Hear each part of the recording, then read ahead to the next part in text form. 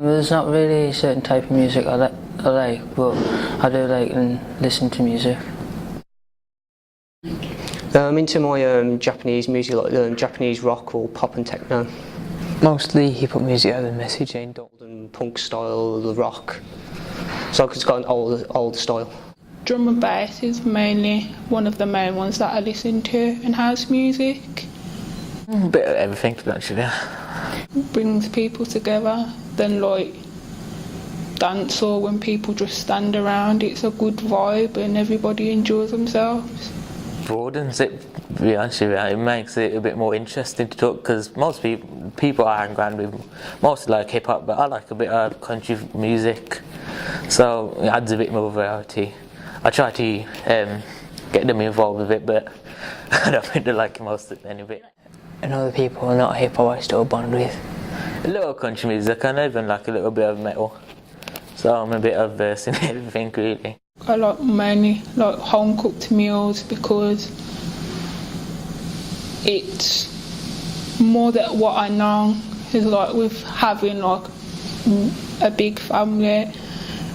From when my young, it's always been about Saturday and Sundays, like family day and sitting together and like having your soup on your Saturday and then your rice and peas and chicken on your Sunday, and integrating with family. Go for a cheeseburger or something like that. Chinese, Indian, Mexican, and Italian. I like the simple foods, to be honest with you. Nothing too fancy, nothing too over the top. Fish, chips, peas. I would just go for sushi.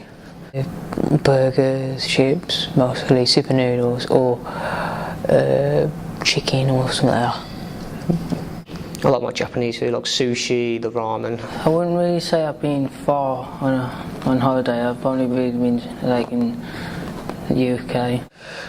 Furthest is India, yeah, that's the furthest I've been. Japan or so. I was pretty young, so I didn't really like I was mostly complaining about the weather, so because it was a bit too hot. So I like the hot springs there and the food. Cornwall, just for a week away from everyone, to get them to just relax a bit. Been to Scotland. How quiet it is, and also how much fun you can get from it as well. It's a good place because I get to see my other family members up there. Just went there for the sights food, because I'm into like my martial arts. I did martial arts training there, ninjutsu, also like the manga and anime side, so I'll go there to look at what new stuff was released there. You got the museum up there. The museum's amazing up there. America, I went to South Carolina a few years ago. Transport Museum. It was a part that was kind of known for slavery and the Ku Klux Klan. Well, I used to live up there, and then been up there a few times. They're around the world really. I've got some in, well, because my mum's born in India, so she's raised there, so I've got family in India, well, in Pakistan side as well, because she was born in Calcutta, so I have some there. My dad was born in Hong Kong, so I've got like family in Hong Kong as well. As well as my mum's side, some of the family's in China. Then some of her friends and family in Australia, and I've got some family in Germany, because that's where I was born. And I've got some in America. America's changed a lot with like the civil rights. I think it was kind of sad in a way to know that people are still kind of in that mind frame, and sometimes still quite racist and still segregated in a way. India, relatives, friends. One moved to America. But that's more of like the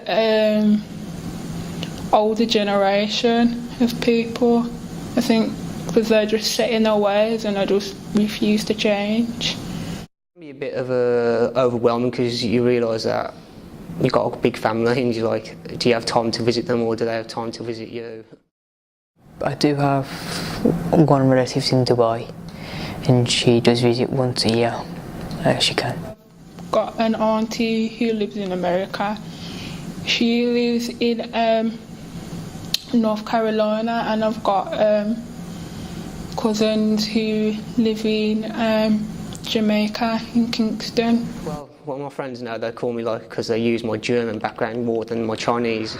So it's like, it's a bit, no, I'm used to it now really. At first it was a bit overwhelming. Brought up in Worcester, so I'm saying Worcester's in alright place. When I go downtown, I think it's great. It's getting a bit more popular, so building more stuff, which I like. It's getting more modern. Really turning into a ghost town, like the shops are closing down, the market's been reduced. Because it used to be like from just where Tesco used to be, and it goes all the way up to where the Asda used to be, but now it's just like halfway down. Where I live, it's quite a good place, but overall I think in some cases it's kind of portrayed in a negative way.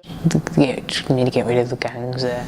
I would say like bits of the history that is still left. The good things is about the history of it, where you can see more statues and also see parts of the park actually in its normal form, its natural place. As a person, you have the possibility to contribute to making a change to things. For one person, I think too much power isn't really good. To how I see to change the world is unity, with more like everyone as one. But like take Coney for instance.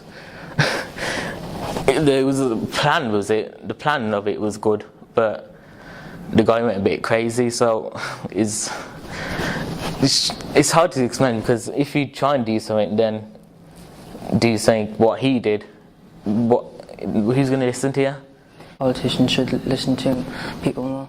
Actually listen to like the people and the public, because even though we have elections, I don't feel that we're counted as people. Listen to people's point of view, because I noticed lately the government's just actually on their own doing things, thinking what is right, rather than, well, thinking it's right, but at the same time not thinking of the consequences for the people out there that they're trying to help. Everybody wants to change the government, because the government is just losing it now. If you put your heads together, you can actually create a better system.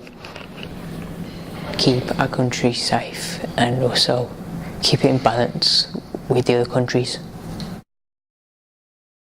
Who governs the government? So they can just do what they want. If I was going to create a documentary on by changing things like solving money problems, I'd look at what's causing the problems and then find out the ways to solve it. When time changes, the system needs to change as well To know about science and religion is the same thing, not different. Poverty of, third world countries, and like I feel it's really sad that stuff like they have to walk 10 miles just to get clean water. Our big thing, we came from one country and actually immigrated to different countries. That's what I believe in. It's really bad that we have got those things and we take them for granted. Yeah, we're just little compared to the world.